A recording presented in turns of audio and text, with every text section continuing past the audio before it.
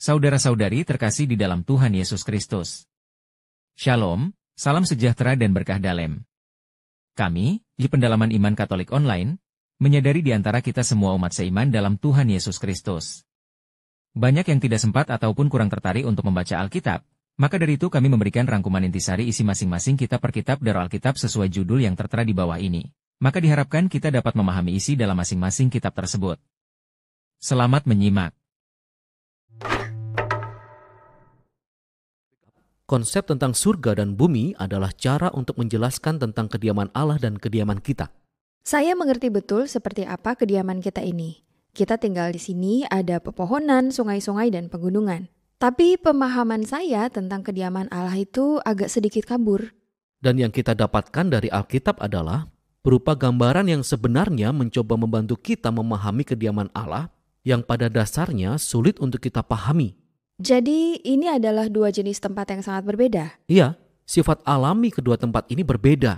Tapi hal yang sangat menarik adalah di dalam Alkitab mereka tidak selalu merupakan dua tempat terpisah.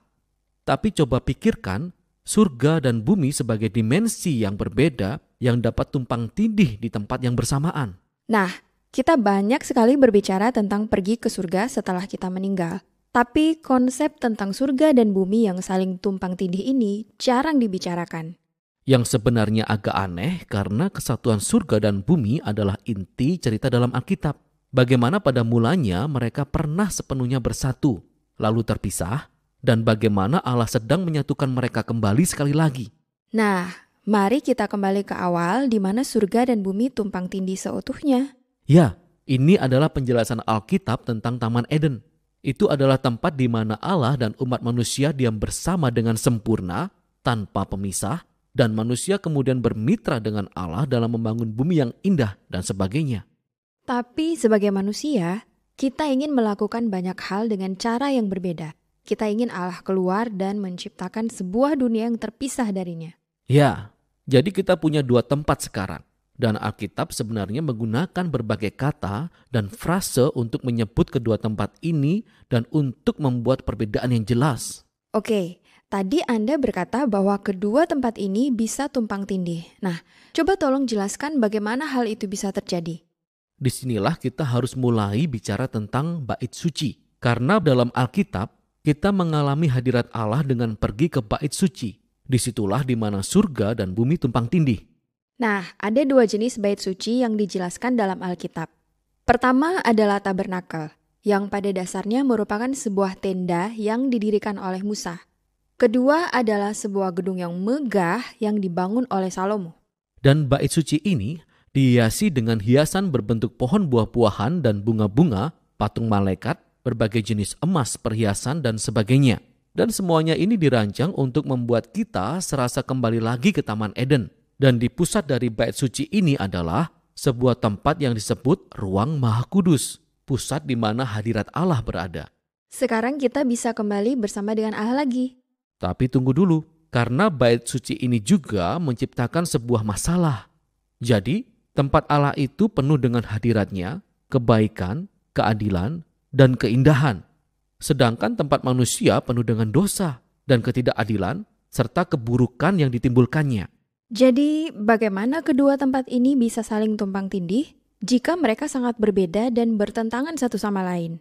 Hal itu diselesaikan melalui pengorbanan hewan. Ya, itu sangat janggal. Apa hubungan pengorbanan hewan dengan hal ini? Konsepnya begini, entah bagaimana hewan korban itu menyerap dosa kita ketika mereka mati menggantikan posisi kita. Dan itu menciptakan sebuah tempat yang bersih, sehingga dapat dikatakan bahwa sekarang kita bebas untuk masuk ke dalam bait suci dan berada di hadirat Allah. Oke, jadi jika saya orang Israel dan tinggal di Yerusalem, saya bisa berada di hadirat Allah. Tapi tadi Anda berkata bahwa seluruh kisah Alkitab berisi tentang penyatuan kembali surga dan bumi. Benar, jadi kita harus terus mengikuti kisah ini sampai kita tiba pada Yesus dalam perjanjian baru. Dalam Injil Yohanes, kita mendengar pernyataan bahwa Allah menjadi manusia di dalam Yesus dan tinggal bersama-sama dengan kita. Kata tinggal ini sungguh membuat kita penasaran. Nah, arti sesungguhnya adalah bahwa Dia mendirikan sebuah tabernakel di tengah-tengah kita. Jadi apa yang dinyatakan Yohanes di sini adalah bahwa Yesus itulah bait suci. Sekarang dialah tempat di mana surga dan bumi saling tumpang tindih. Yang menarik tentang Yesus adalah bahwa dia tidak berdiam diri di tempat yang aman dan bersih, tapi dia berjalan berkeliling bersama para pendosa. Dia menyembuhkan orang sakit dan mengampuni dosa-dosa mereka. Pada dasarnya dia sedang membangun kantong-kantong kecil surga, di mana orang bisa berada dalam hadirat Allah, tapi dia melakukannya di tengah dunia yang penuh dosa dan kematian. Dan dia terus menyampaikan kepada setiap orang bahwa kerajaan Allah sudah dekat. Dia bahkan berkata kepada para pengikutnya untuk tetap berdoa agar kerajaan Allah datang dan kehendaknya terjadi di bumi seperti di surga. Tapi banyak orang merasa terancam karena Yesus sehingga mereka membunuhnya. Dan ini tampaknya merusak keseluruhan rencana untuk menyatukan surga dan bumi kembali.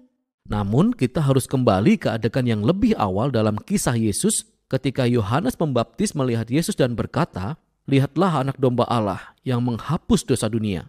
Jadi, Yesus tidak hanya disebut sebagai bait suci, dia juga disebut sebagai korban bait suci. Ya, jadi sekarang salib menjadi tempat di mana Yesus menyerap dosa untuk menciptakan sebuah tempat yang bersih yang tidak dibatasi seperti yang terjadi dalam pengorbanan hewan. Pengorbanan Yesus memiliki kuasa untuk terus dan terus menyebar dan menyatukan kembali semakin banyak surga di bumi.